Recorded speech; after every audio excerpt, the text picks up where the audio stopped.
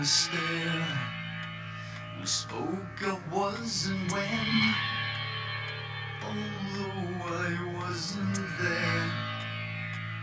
He said I was his friend, which came as some surprise. I spoke into his eyes. I thought you'd die alone a long, long time ago. Oh no, not me. I never lost control. Your face to face with the man who sold the world.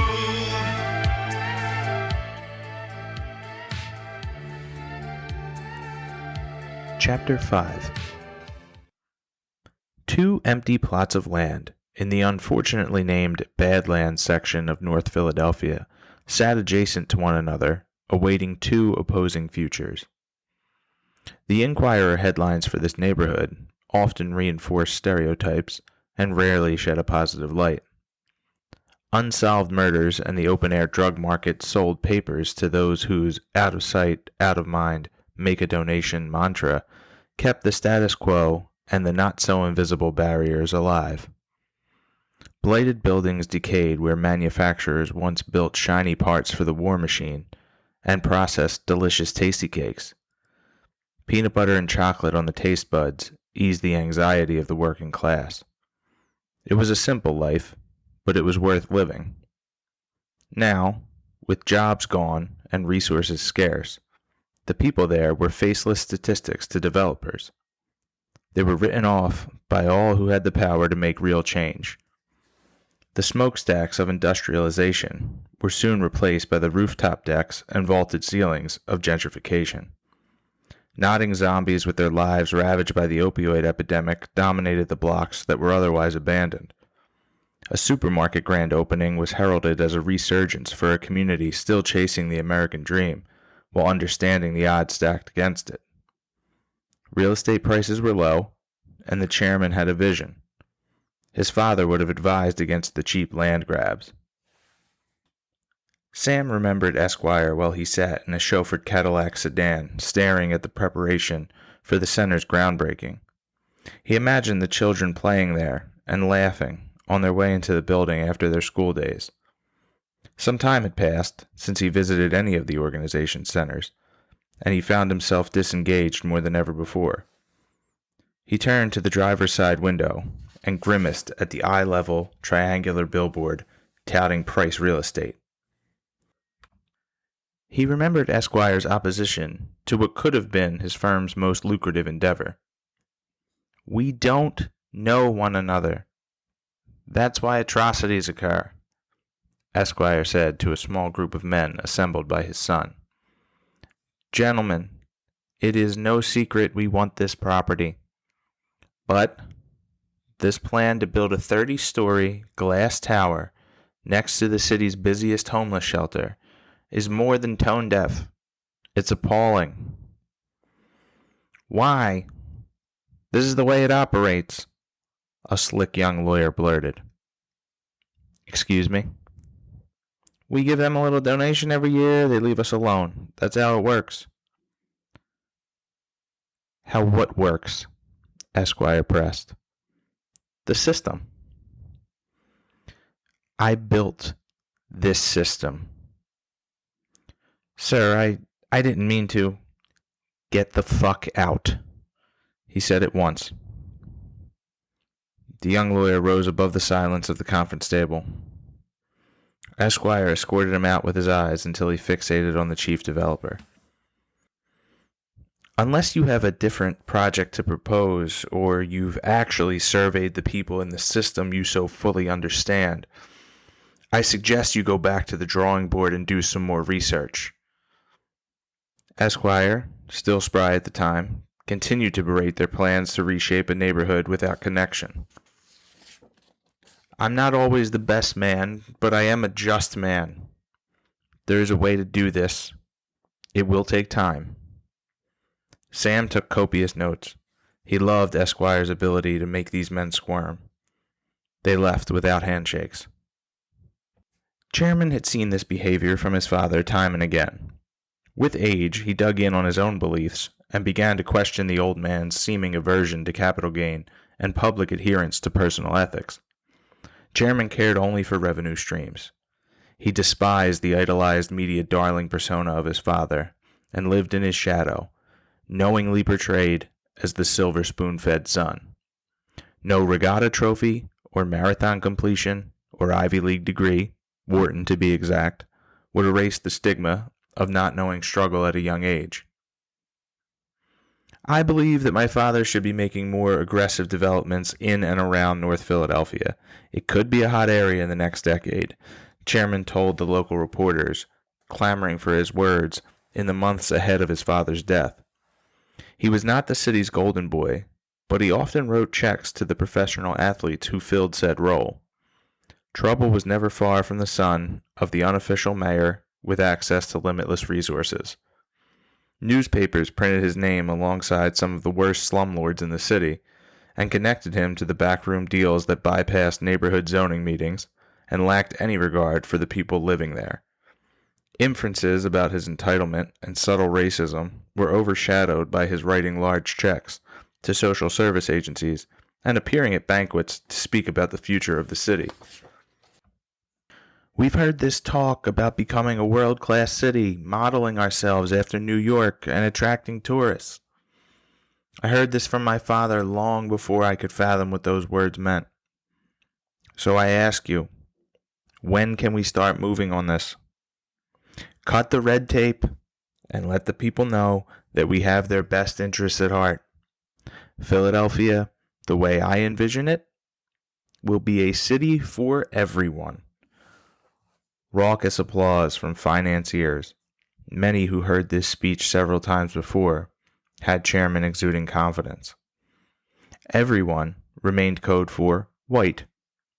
Family-friendly, hip, and tax abatement were music to the ears of the conservatives and neoliberals of the Union League crowd. His political power was in his checkbook and his name. While the banks and restaurateurs made appeals for Chairman's time, Mayor Morris saw him as a threat to his own tenure and to the community he knew so well. Sam also faced the issue of having such a divisive figure at the helm of People for Good. Upon Esquire's death, the will was interpreted and the treasures divvied. People for Good had the space and the funds needed to complete a new learning center. Chairman's firm was given the space to build low-income housing across the street. Esquire's vision lacked nuance and gave too much credit to his son, and Sam feared the next steps. In death, Esquire intensified a growing rivalry between his son and his protege. The limited number of units would slowly push the words low income out of the description. Sam would not fight it because that would only delay the construction of the center. With the council districts in desperate need of an economic boost, there would not be much of a fight. However, they were becoming increasingly aware of Chairman's plan to use non-union, non-local labor to build these homogeneous monstrosities. He was teaching a crash course in gentrification and bribery. If Sam pressed the Chairman on the low-income housing, he would face a battle over the unprofitable operations at the center and ultimately lose. It was an election year, and the mayor was not going to be happy about this. Sam would explain it in the way Esquire would have expected him to. The world operates this way.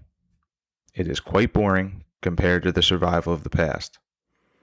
Of course, there are those who are scraping by, unsure of where their next meal will come from, and they are right in front of us, while we pass them by on the way to argue with our friends over market-price seafood about the best ways to pull them up. We discuss the latest fundraiser we attended and how displeased we were with the cuisine. We have no fucking idea who we are honoring or even why. We see the money at work.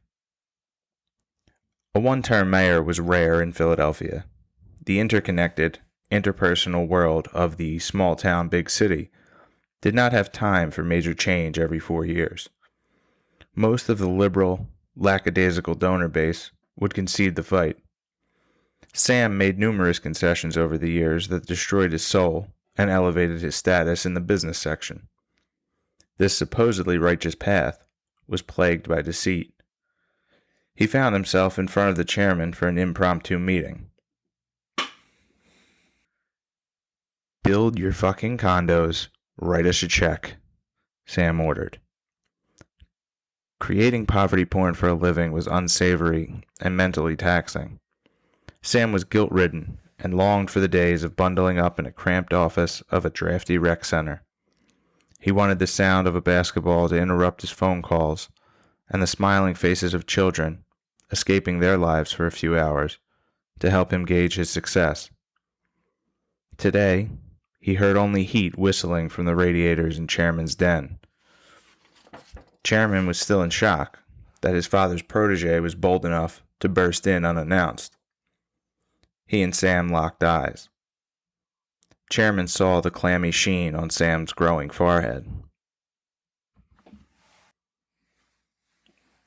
"I want more," Chairman said. "You want enough. Do you see how I might be better suited for this game? I don't have to study it." Sam was troubled by Chairman's resemblance to his father in that moment. Esquire could shut down his adversaries with ease, and it was a skill that Sam never developed. Chairman, on the other hand, remembered his father's explanation of the nonprofit world from many years ago. "Most of the people will lie through their teeth about their belief in your mission. About a quarter of them truly care. The rest are so removed from the reality of daily life that they need a little marketing quip to help with their decision," Esquire said. "Exactly. Imagine being the person who writes advertisements," Chairman answered. Chairman got a rare laugh from his father. It was something he was able to elicit more as he aged. The old man's honesty was shining through more than ever before. "You have to be smart to get over on the dumb," Esquire said. "And let's not forget our competition. The tax write-off is appealing, but this is an investment, Dad. What if these social service organizations fail? Then there's egg on my face. Don't be fooled. No one is a pure altruist." "I'm a classist and an elitist," Chairman said. "I admit this. However, I have to hide around the people who believe they aren't in order to give them money from those who know they are. It's a means of control, and this charity is just the same. You often reach a point when you understand your reputation only works when you can leave an office in order and move on. For better or worse, Samuel is trapped here.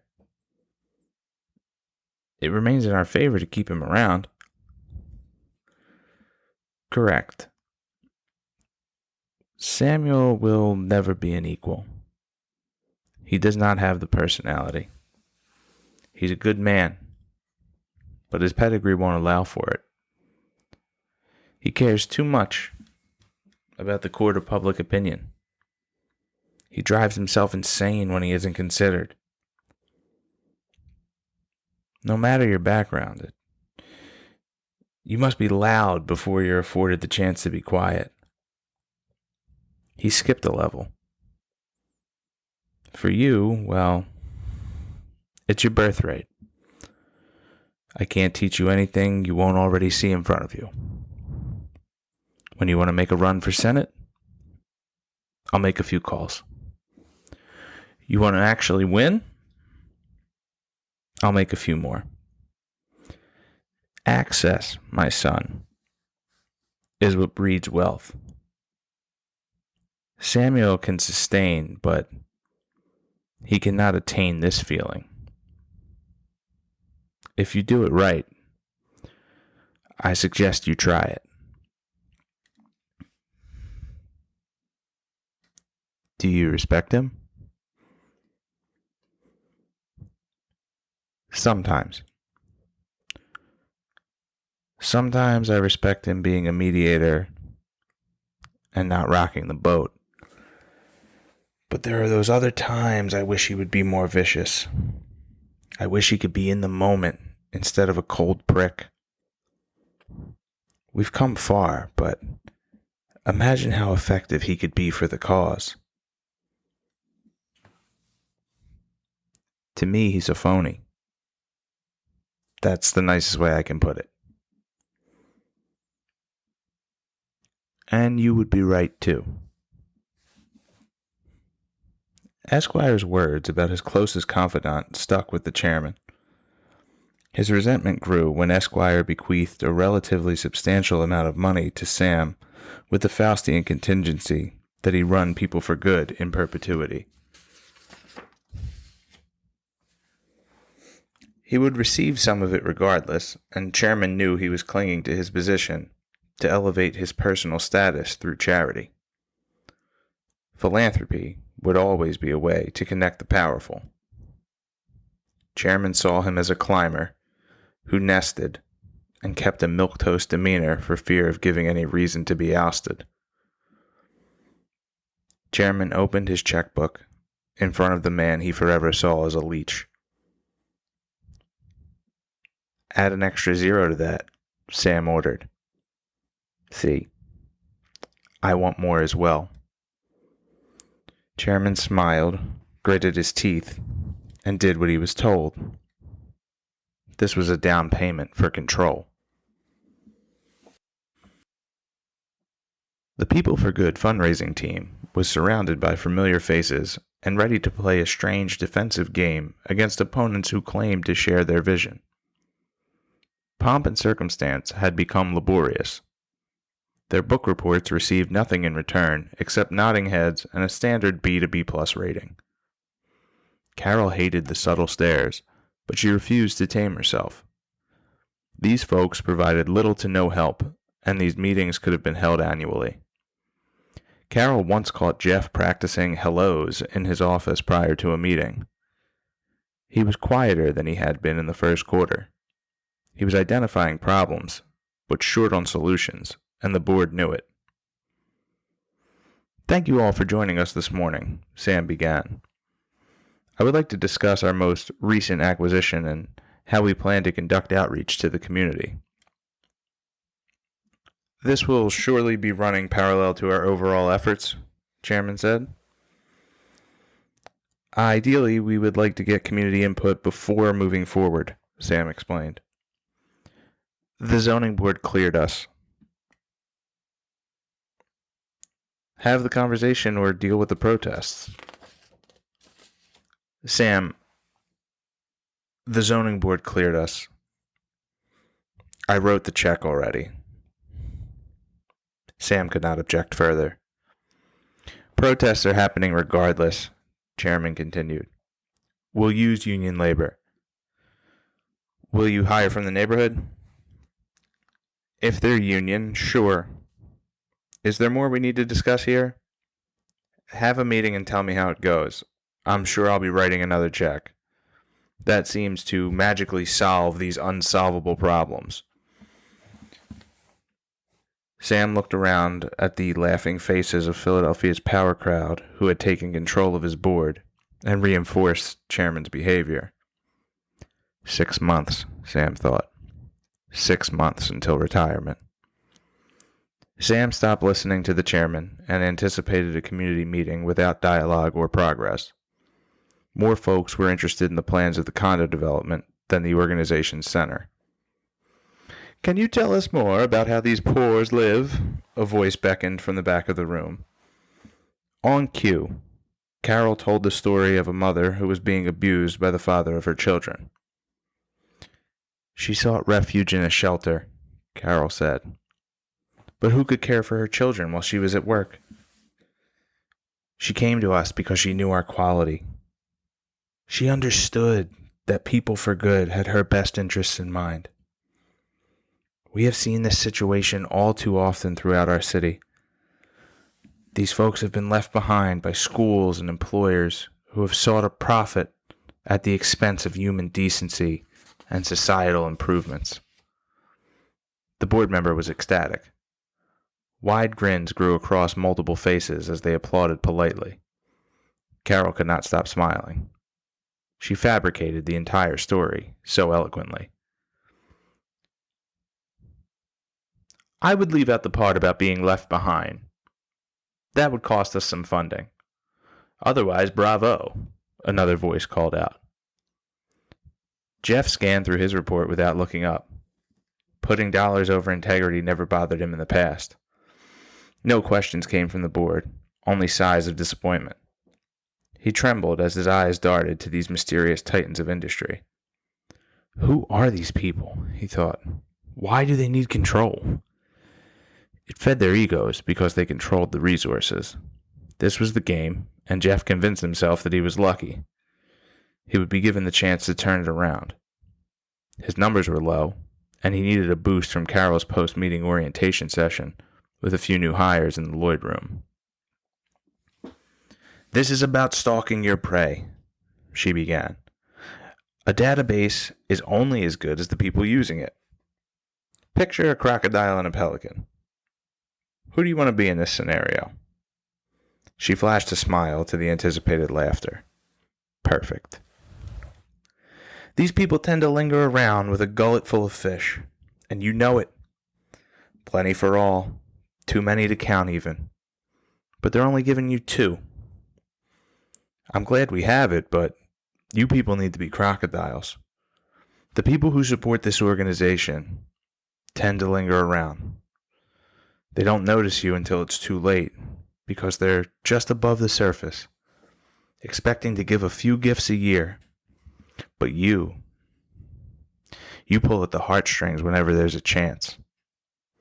Even if they fly away, they'll drop a few fish. It's never a complete loss. But I want to hear about wins. Read the newsletter from the center and work your way out. Get your cheat sheet together. Track these people. When you're out of this place, the next person needs these crumbs. You think that's unfair? We all know each other. I can make one easy call to your next employer. This is the game. Fake it. You won't like most of these people, and they'll think you're a leech. Sometimes you'll feel that way about yourself. Bury it, because you're not a leech. You're a crocodile. They fly away with a story for their cocktail parties, and maybe they're missing a limb or two, but you get to be free. With some praise, you'll get what you need. Carol dialed a speakerphone she kept on the podium. The familiar, strained voice of a refined older gentleman filled the room. Good morning. Jack, good morning. How are you? Carol, lovely to hear from you. What can I do? Jack, I need you to see the new robotics program we're starting. I'm sure I will.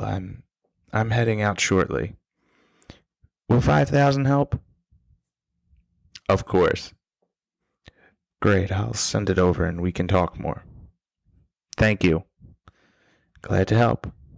She hung up and surveyed the astonished faces. Very few things impressed me. Learn the database. That's 1. Call IT if there's a problem. Initiative and independence. That's 2.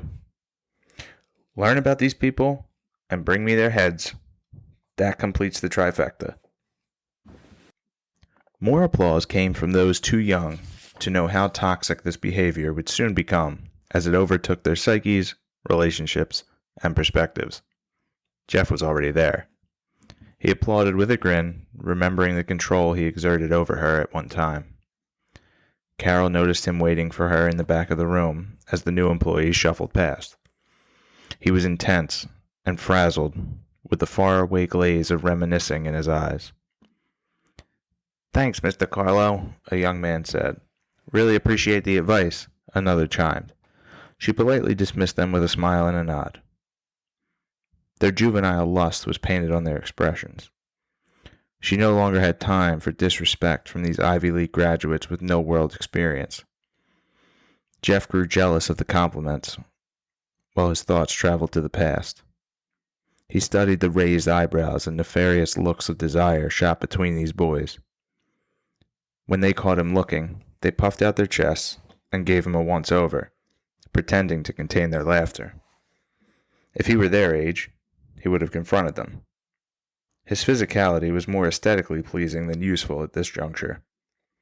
When the boys had passed, he scanned the room for their female counterparts, who were equally as enthralled with Carol. She was a window to their future. He eavesdropped as best he could as a young woman with a ponytail approached her. "Mr. Carlo, thank you so much," the young woman said. "I needed that boost of confidence." "I'm so glad to hear that. When did you start here, dear?" "Last week." "You were working on the annual campaign?" "Yes. Is there any advice you have?" Carol looked in her eyes and studied her innocence. She had a career ahead of her, if she could get past that part. "Sure. What's your name, dear?" Laura Thomas." "Laura, I think you were bold to come up to me." "That's a start. Always do that." Carol placed her hand on Laura's shoulder and kept eye contact so as not to startle her too much. She reached for the young woman's hair tie and delicately slid it over her blonde locks. Laura's hair fell to her shoulders. Carol continued examining her young looks, thinking about her early days when this was more than a career. You, Laura Thomas, should be doing more than talking on a phone. Get every donor you can in here for a face-to-face meeting. Don't worry about your director. They don't have to know. They'll be happy to see your initiative. Laura's back straightened. Carol pulled her in closer and whispered, "You don't let them tell you no. But you always tell them no. These people are criminals with smiles. You play the game. You control them."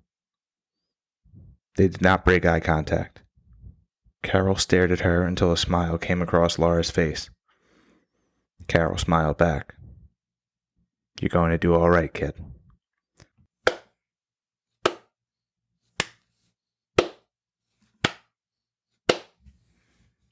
Carol approached Jeff as he teased her with an exaggerated clap. "The future Carol DiCarlo?" he asked. "You know I'm irreplaceable," she countered. "Better than anyone." Carol knew Jeff was not in a great place. They stood side by side and took the long way through the offices to talk more. She kept it this way because she could not have him in her office, not in this state. It was becoming harder to tell if he was hungover, still drunk, or just glassy-eyed and horny. "You should stop worrying about the immediate results, Jeffrey." "That's easy for you to say.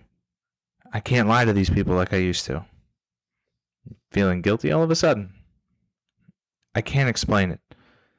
I'm hitting my number, but nothing feels right." "That's because your number's been the same for 3 years." The sinking of his heart was audible, and she wondered if she had crossed the line. Apologizing would not help, because he needed to hear the truth. "The nicest way I can put this is that you're a mess. And you're letting it show. You're distracted. You've never been like this before. I need an equal partner, not someone who's phoning it in." His rebuttals would be harsh and allude to her affair with the chairman, so he bit his tongue and took the criticism. He should have known better than to come to Carol looking for uplifting advice. She never asked about the distraction, nor did he believe it was the time to mention his home life. Between them, it was understood. Jeff proposed the idea of an open relationship first, breaking the trust. It came 2 years ahead of its time. His wife's annoyance with him may have allowed for it, but understanding his immaturity and sexual appetite, she assumed he was already cheating and had divorce on her mind. Carol and Jeff parted ways to the sound of Jessica's voice, calling to Andrew through the office intercom. Carol took a call, while Jeff stared at the ceiling, unsure of where to begin again. Andrew left a package in front of Carol's office. When she finished her call, she reveled in its arrival. It contained decorations for the fiscal New Year's Eve celebration they would hold in June. She always ordered them at this time because of the variety and availability. Samples of hats and noisemakers, banners and linens, and the organization's prominent navy and gold spilled from the box. When she removed the last of the party favors, she laid her eyes on the invitations. They were gorgeous. Carol ran her fingers over the lace border, thumbing off a few specks of glitter. As she surveyed the text, her heart sank. There it was in bold, Helvetica, Wednesday, June 31st. She dropped the box and, still holding a misprinted card, ran down the hallway in heels and shoved it into Andrew's chest. Fix it. She stormed back to her office and slammed the door. A few heads from other cubicles spun around and peeked over their walls before catching Andrew's attention. The invitations were ordered before he began working there, but it did not matter, because there would be no one brave enough to step up and take the blame. Carol knew he was capable of more than he was doing, so she would rather pass it off on him than one of the interns. Once inside her office, she paced barefoot. When she flopped into her chair, she found clips of classic television and settled in. She blocked out the world, the same as she had during her teenage years, to ignore her parents shouting. She carried an air of bitch potential around her colleagues with intent to instill fear without having to unleash it. These temper tantrums would flare up over the years. Seasoned workers recognized them, while the interns were left with a real taste of the working world. Carol had a soft spot in her heart for parties. As a girl, her parents could not afford them. She, too, expressed their lack of importance with fervor. She never celebrated holidays, and when her father passed, she ignored the day altogether. Her mother's dementia was preceded by a deep depression. The days blurred, and Carol moved up. She designed the organization's event around her own birthday. She was a rare only child for her generation, and her mother was ungrateful for her good behavior. Carol made peace with her loneliness through the spoils of material success. She would not leave her office until everyone was gone. Her employees took it as the opportunity to leave early. Andrew knew one of these idiots was responsible for the flub. Rather than sniff it out, he started with the printing company. They claimed they only printed and did not proofread. Andrew used the call to blow off steam. While he expressed his disappointment and berated an uncaring sales rep, he queued up a design template on his computer. He began typing T-U-E. In a few clicks, he had a full sheet of the same label. Tuesday, June 30th. He fired up the industrial printer without asking the crew in an uncharacteristic dick-swinging fashion. The sounds of metal and plastic crashing into each other overtook the consistent humming of their servers. Most folks began packing up. Andrew cackled more with each anger-restraining huff of his coworkers. He sat back and listened to 300 labels stack on top of each other. The pleasure he felt in mere minutes would sustain him for hours. He sat at his desk, peeling and placing each perfectly on all the save-the-date cards. The mindless activity gratified him and tamped his anger. Fuck Carol. The sun was setting, and Jeff stayed in his office. Andrew finished the labels. He marched them through the empty floor. He tapped on Carol's door, and she motioned for him to enter. She was not quick enough to silence the laugh tracks from Three's Company blaring from her computer speakers. That was a good one, Andrew interrupted. Well?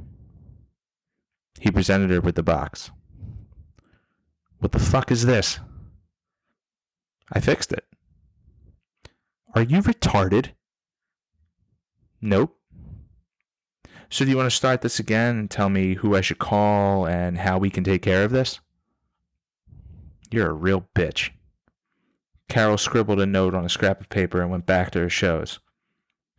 Projects were in limbo, and chairman needed her on the off-site tours. It kept her day exciting. While the staff toiled into the night with charts and plans, she drove her tiny BMW through the winding roads of Gladwin to make appearances and pick up donations. Carol was good. She knew it, and it gave her an aura people enjoyed. Kisses on the cheek and a soft hand on the shoulder helped her seal more deals than anything. She heard insider knowledge spilled over old-fashioned semi-daily. Ahead of her, in the last cul-de-sac, was her pet project. Her BMW idled there for a moment. She pictured the hardwood floors and the island in the kitchen. The snow was starting again. She returned to the city and passed the shelters where the abused mothers of her stories were spending their nights. Their struggle was a fleeting thought that disappeared when she reached the chairman's penthouse and lowered herself from her heels onto his bed. Jeff lit a cigarette outside his car. The snow fell with a gentle touch, but it was enough to make him nervous about the ride home. He kept it moving toward the burbs. He hated this trek, especially in the ice. He lost himself in the lights of the towers in his rear view. He wanted to be in the mix, but he wanted to be tucked away.